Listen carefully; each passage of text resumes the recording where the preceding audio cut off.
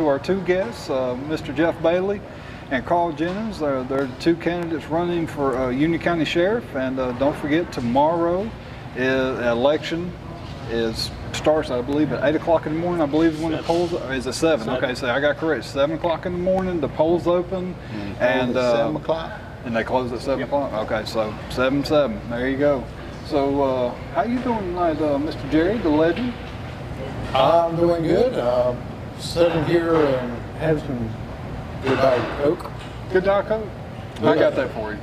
You just got that for me. But make sure the audio is good and everything. Okay. All right. So we're going to go ahead and get started. That way these gentlemen, I know these gentlemen are going to agree wholeheartedly that this is an election that has been tiring and tearing. I am. I'm getting to that point. That's what I was doing. They're tired, they're tearing, and we're all ready for the election to be down. But here we go. We got Mr.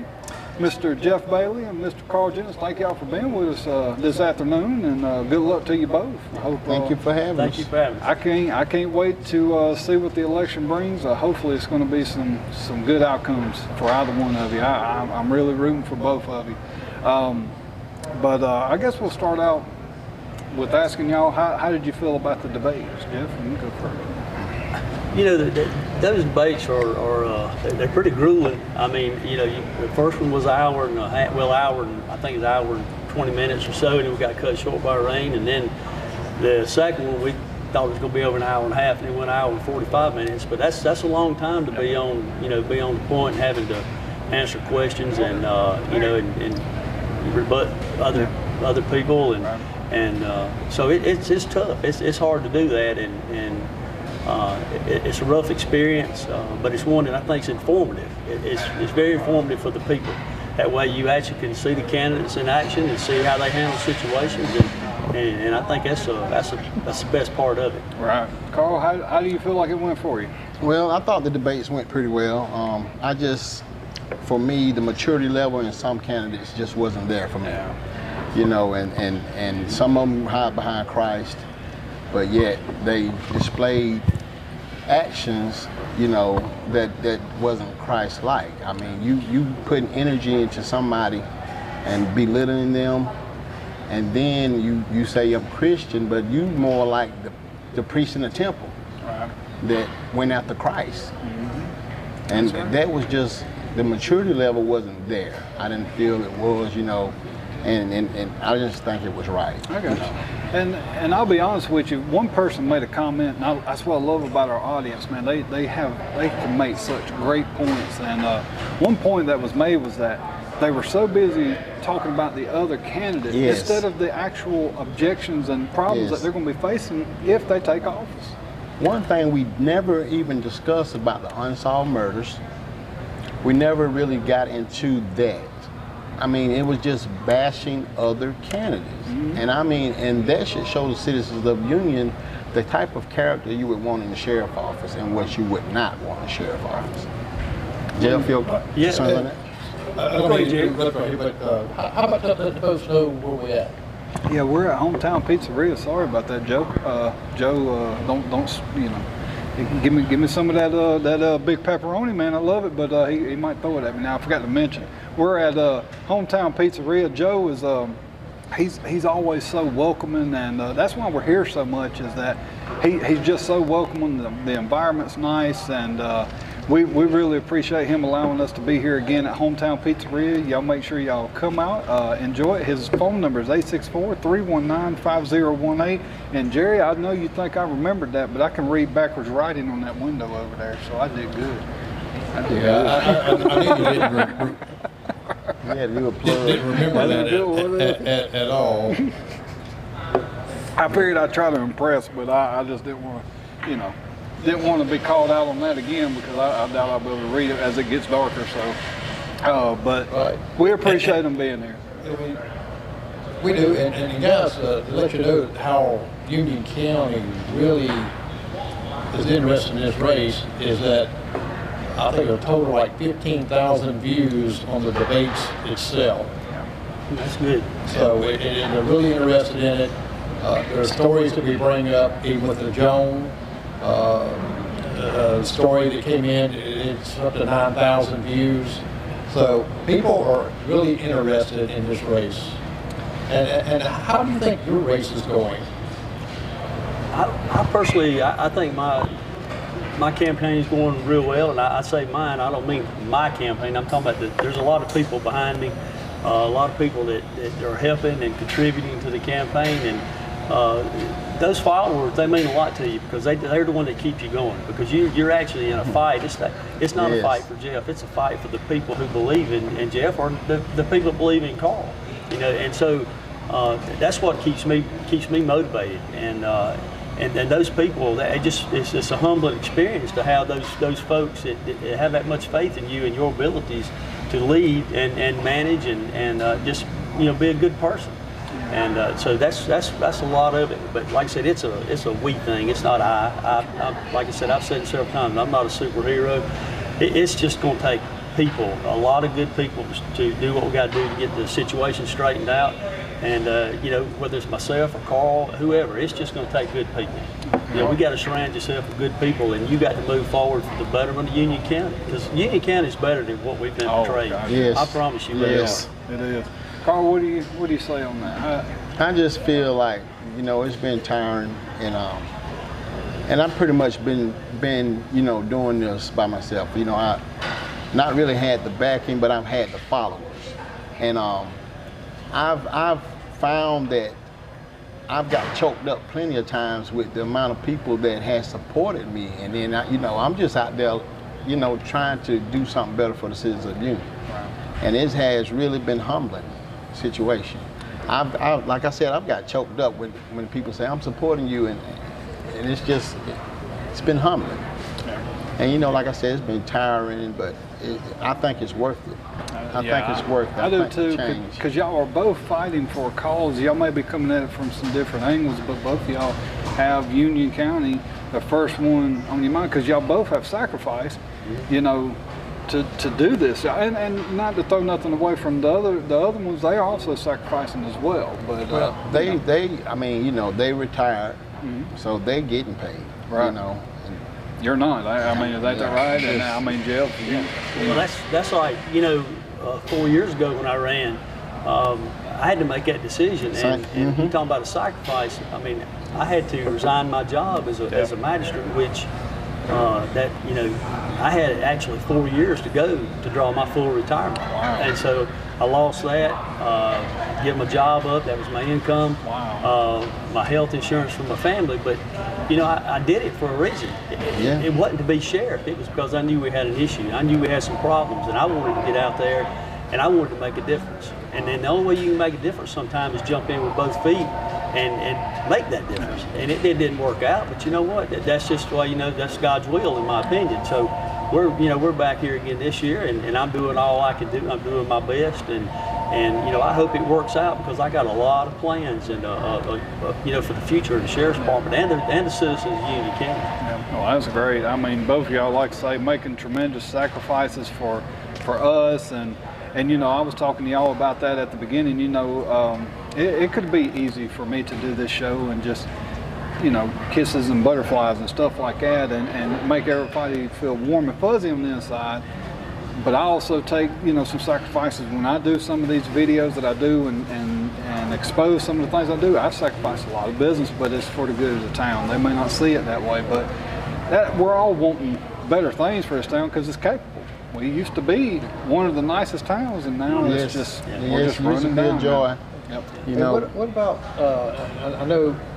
Do you think it's fair with that some of the people, including yourself, Carl, is taking leaves of absence to run the race, but yet the sheriffs themselves, I'm talking about any county sheriffs like that, they don't have to do that. It seems like it's kind of like a disadvantage point, that because you do have to sacrifice some things to make adjustments in your lifestyle. Plus, you spending money out. It's not like it's your saving money. And campaigns are expensive. I mean, believe me. I mean, it's the donors that keep things rolling and help you get your signs and everything. But it's just, I guess it's the nature of the beast with the sheriff. Now, say I'm elected sheriff and it comes up election next time and I see that I want to run another 4 years, you know, I wouldn't have to step down. But then again, you have got to remember that you can't campaign while you're on county business. Right. I mean, you have to take actual leave time or something to actually campaign. So it's I guess a double-edged sword when you look at it like that. But you know, it's just the nature of the beast. I mean, I accept it. I mean, there's nothing really you can do about it. But you know, just go with the flow. And you know, when you step out to be a candidate, you're opening yourself up. It's very true, Brittany. That food is smelling very good over there. She said it looks like I'm ready to eat and not talk. That is a very true statement. I am sitting there just daydreaming about that hamburger pizza he's got going on. But Carl, you want to respond on that? I just want to respond. I just want to say a few things that me and Jeff talked prior 2016. You know, I supported Jeff. That's one tidbit people don't know. And we talked, and I talked to him about running for sheriff. That's correct. A while ago. And asked him what's the in and outs, you know, and you know, we talk. We actually talk. We have a cordial relationship with one another. But one of the things that Jeff can agree with me on this, that run your campaign, you know, like you run your campaign. The mudslinging, the accusations, and all that is uncalled for. And like I said prior on our March 10th interview, that you don't have to do that. I mean, it's a maturity level at this point that you need to, you know, show, and it's just unbelievable. Yeah, and I'm glad you brought that up because I want Jeff, because this will be your last opportunity to really address this, and now's as good a time as any. You know, these signs that are going up, it's public information now because tickets have been wrote. Mr. Jamie Canup was the one that was putting the signs up.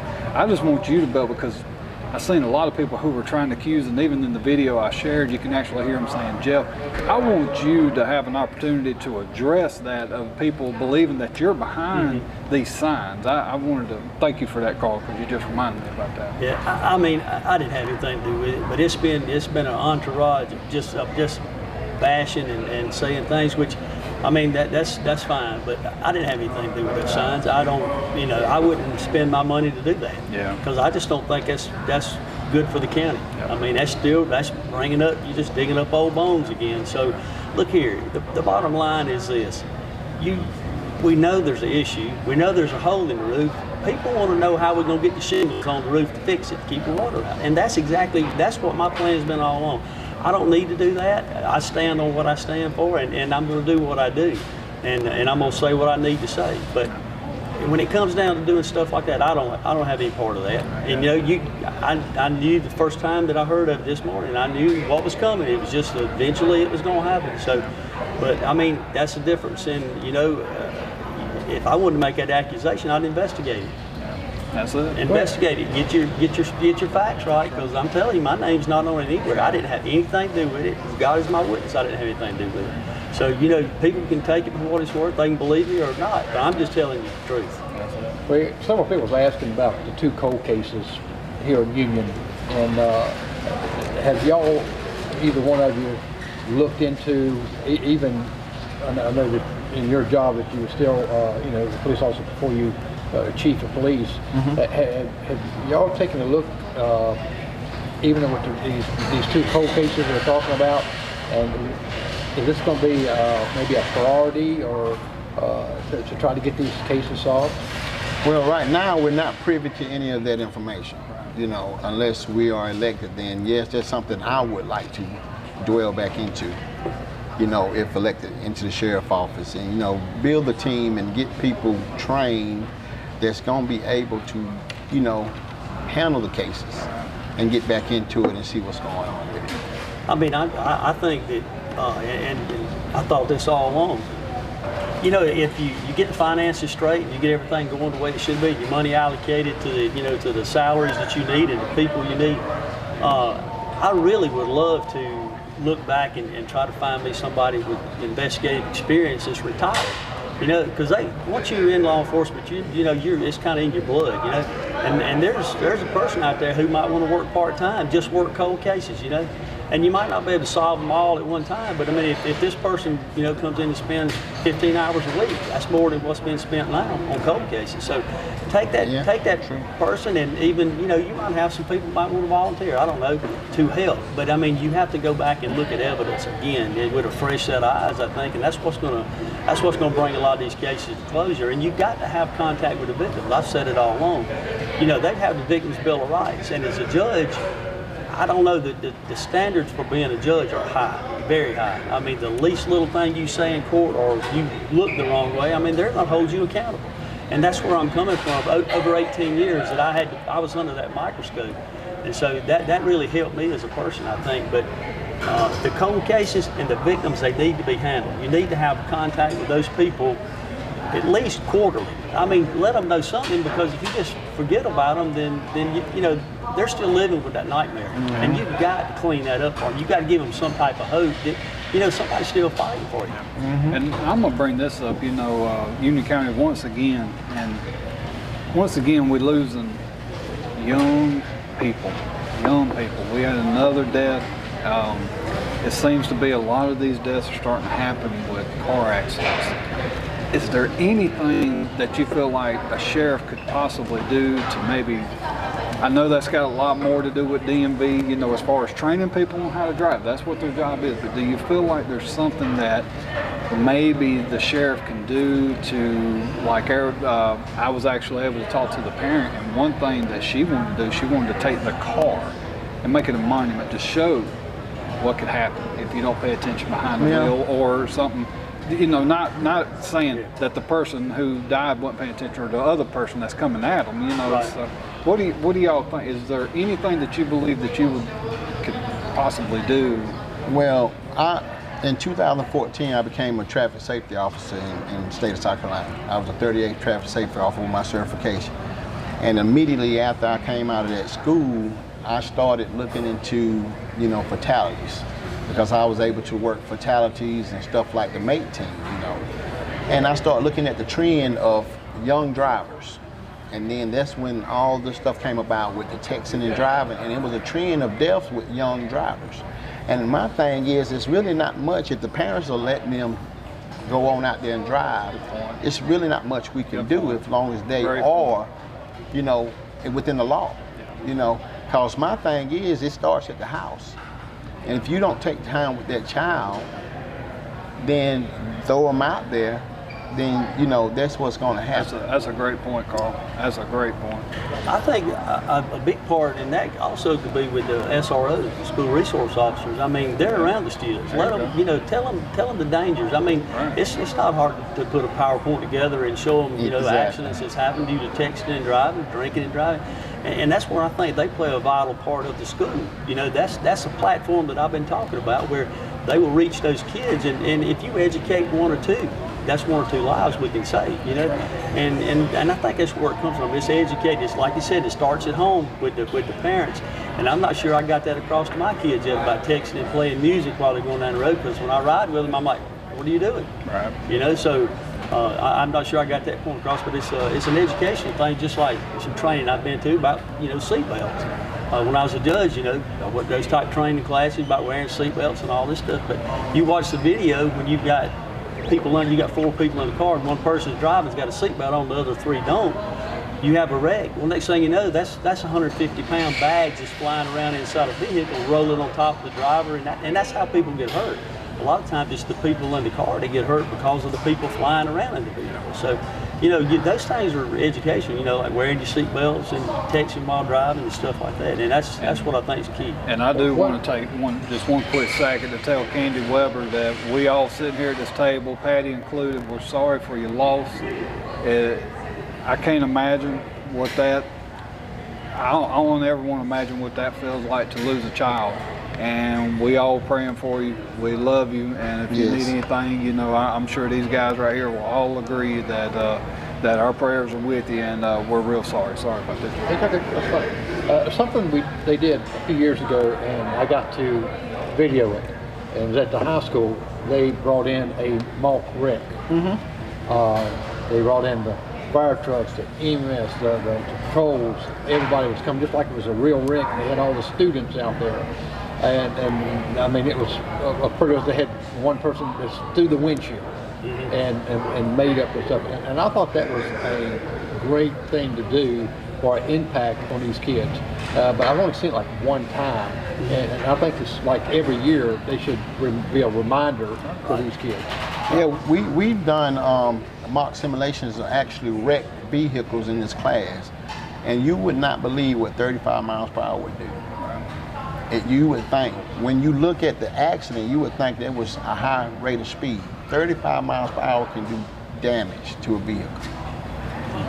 And that's just, you know, like the training, and I call it cross training or whatever you want to call it. But if you take, you know, you work with other agencies, you got EMS and you got the local fire departments and the sheriff's department, the city police, you know, those kind of training sessions are great when you've got all those people involved, because those people show up on the scene. So, you know, you've got to be proactive more so than reactive. You know, get a plan of how we're going to handle a situation, bad car accidents or entrapments or whatever we got. But those things are, you know, you can have those trainings and let students watch. You know, like Carl said, but you know, let them see. Let them see what's going on, and because I'm telling you, the fear that comes off of that'll make it everlasting. You know, that'll give them something in their heart to say, hey, you know, we don't want that to happen, because it's a loss. And one of the good things that we could do is, like when we were doing when I worked for Gaffney City, what the Highway Patrol did, they brought DUI goggles, and they brought the simulator of when it slams into, they brought like a sled. You sit in the car and then you buckle up in the seatbelt and then let it go, and you can feel how impact is versus you not having a seatbelt on. And they had the DUI goggles and put you on a golf cart and had you drive through cones. Wow. And you cannot do it. Right, yeah.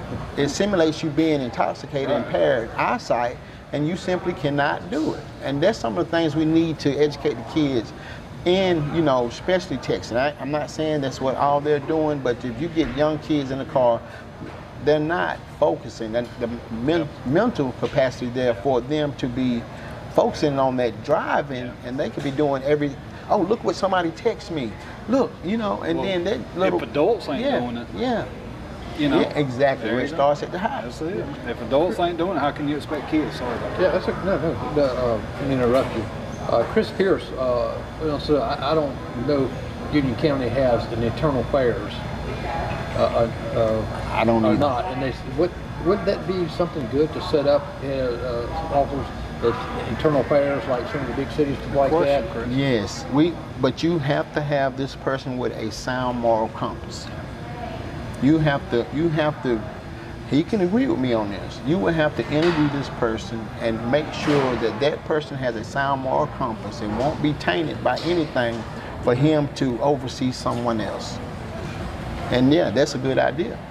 That is a great idea. Yeah, and I think it'd be a good idea. Now, the funding, you know, funding is going to be the biggest issue with Always that. the biggest issue. But yeah, it's a good thing to have somebody like that. But like you said, you got to have somebody straight down the line that's going to be doing the investigating. Because if you have somebody in that office and say that myself or Carl's elected sheriff, you know, and they said, well, this might not turn out good for the sheriff. Well, so be it. So be it. You know, that's the way it is.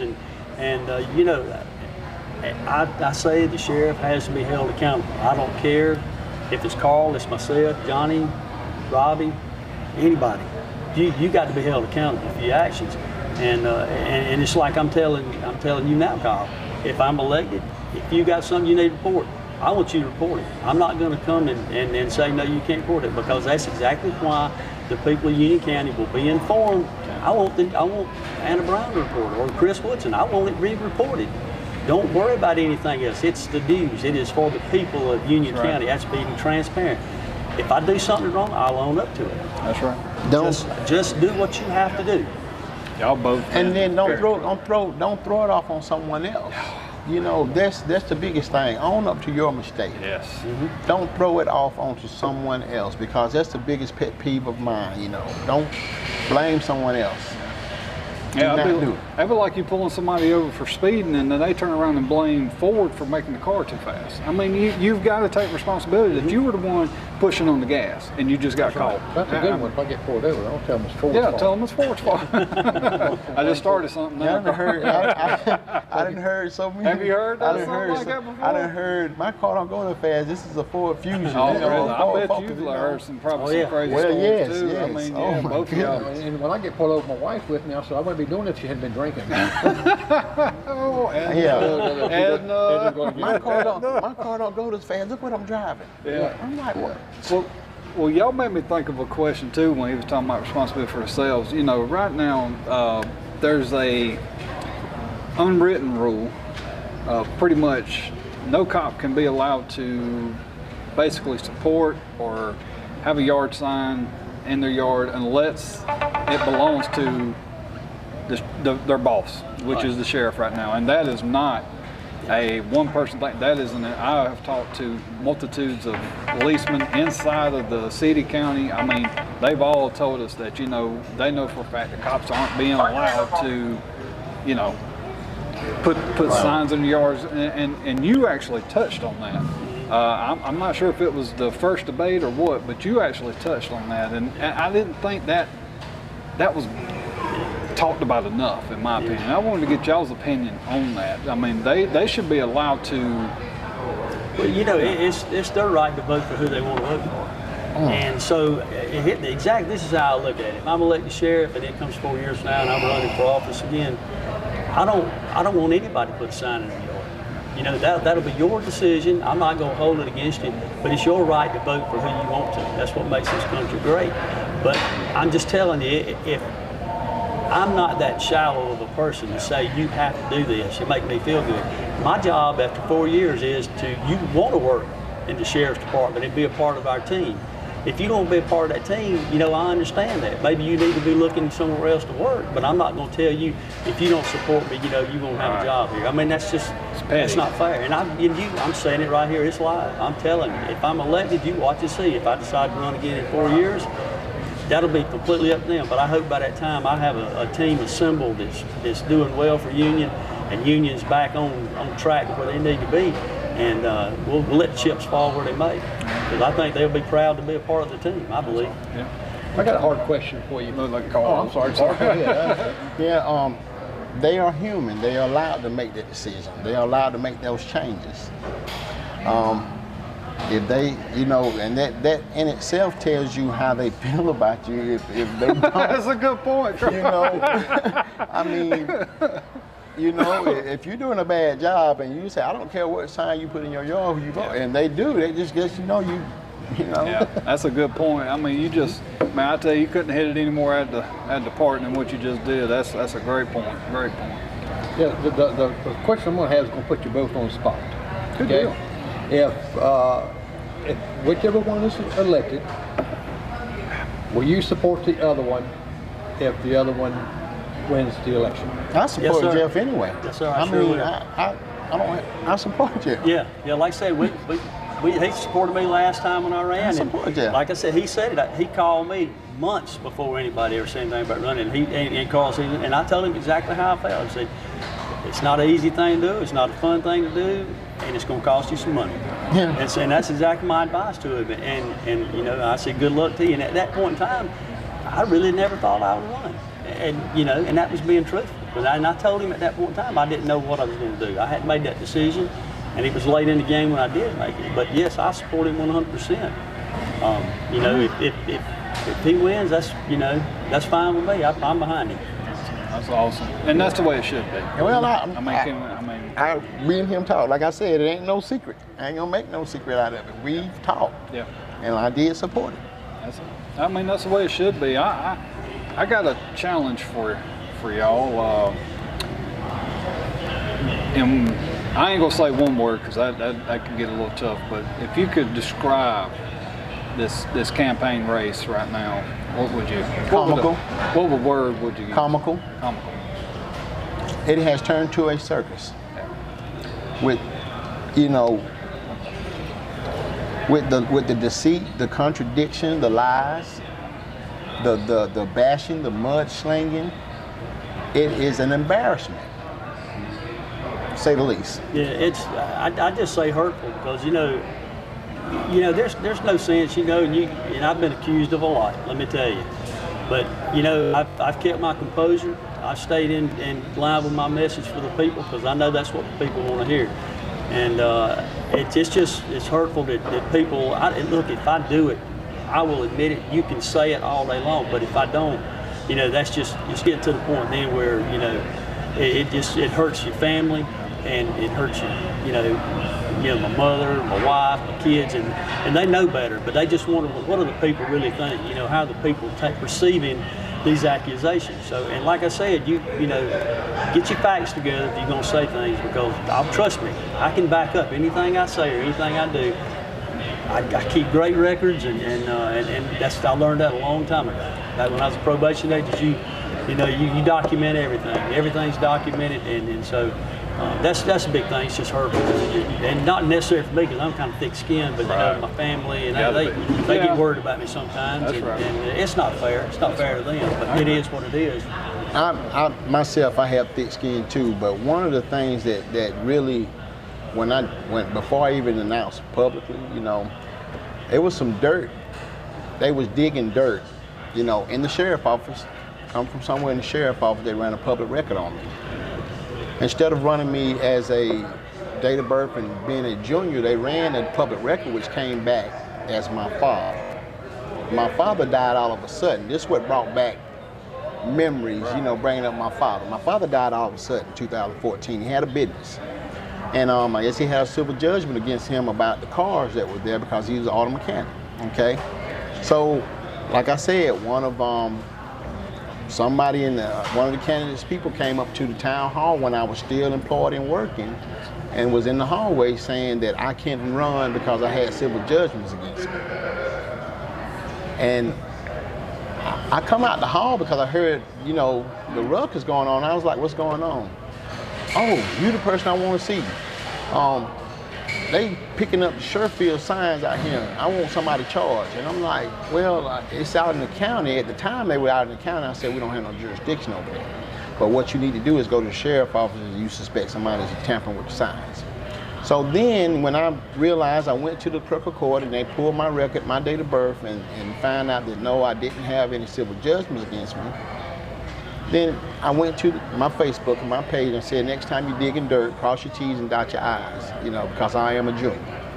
And that's nonsense. They brought back a feeling when I lost my father. You see what I'm saying? I know. And that energy, just like him, when they doing this to him, that energy is not welcome. Yeah.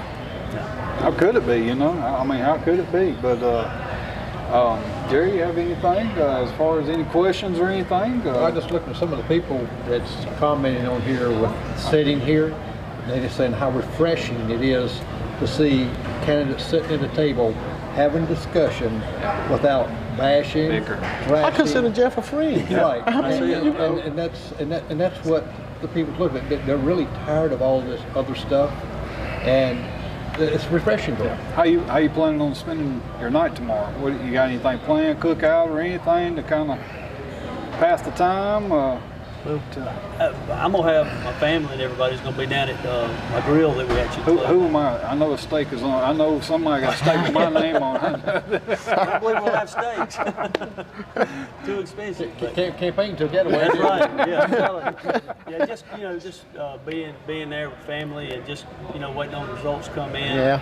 And getting all that together and just see where we're at. As far as a runoff or whatever. So and I feel like there'll be a runoff. Yeah. There's just so many candidates. So however it goes, we'll have 2 more weeks and we'll work hard those 2 weeks and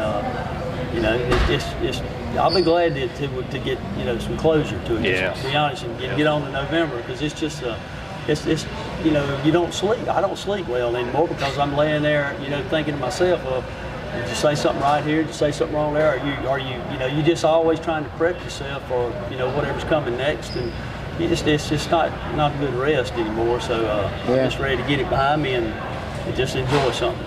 That's why I've said run your campaign how you run your campaign. And this negativity, this negativity gonna breed negative stuff. Yep. And some candidates should see that. Well, somebody just let me know that David Taylor is actually going to have a steak for me, so I'll be there that night. So, But you know, with these campaigns, though, I mean, it don't matter if it's a campaign or not. But if you just let anger, you know, Dr. Charles Stanley, he preached on it yesterday. I watched him, and he was preaching on anger, and you know, if you that anger just builds up inside of you, and once it does, it takes control of your life, and just nothing ever good comes out of it. Yeah. and that's what they believe. Like when I break something, they see that fire. I'm gonna call it fire because I'm not angry. I'm just disappointed that all the time. If they're doing the things that they're supposed to be doing, the KC show wouldn't have nothing to talk about. It wouldn't exist. It wouldn't have not a thing to talk about. And you know, people want to get mad at me, but they're the reason why I'm even around. If they'd have done their jobs properly, I would never be doing this, because I'm telling you, it's a freaking headache. It's a headache, and I can't imagine what it's been like for y'all too.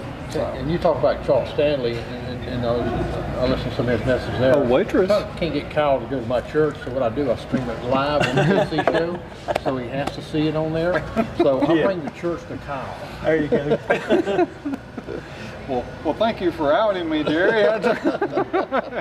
But this has been great. I mean, you know, I appreciate y'all's time. I know it's precious, especially now, and I know y'all were just ready for either to move on or just closure, because everybody, really all of them are. And you know, I do, like I said before, if it's not one of y'all two, I will support the other three, because they will be our leader at that time. I mean, I'd support. It's nothing personal, but you know, that doesn't necessarily mean I'm happy about it. I will support them there. Well, it's not going to make your leaders. That's right, and you're not going to make their job any easier by harassing them. And it's not what that's about. It's just about making sure they keep themselves between the lines, and that's it.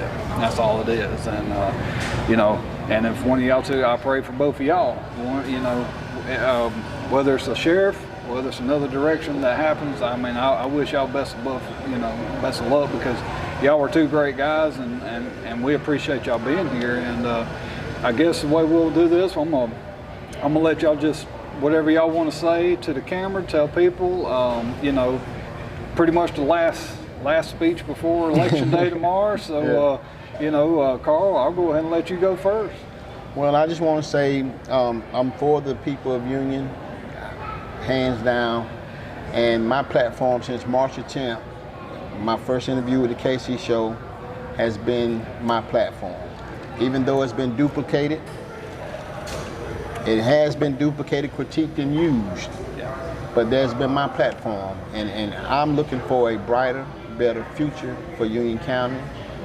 And we have so much work to do, and we need to get this over with, get in there and get it done.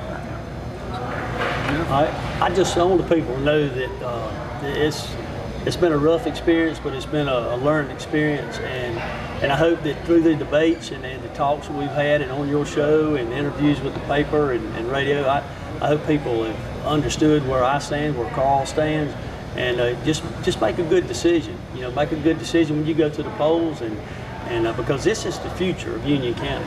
The future is coming tomorrow, it's starting tomorrow. Now, I'm not discounting Tom McAfee at all. I'm just saying tomorrow is a big day as far as on the Democratic side of the ticket.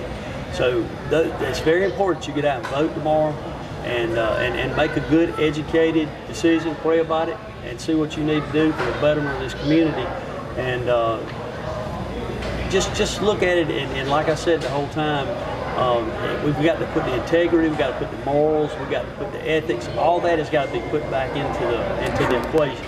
We've got to get all that back in there.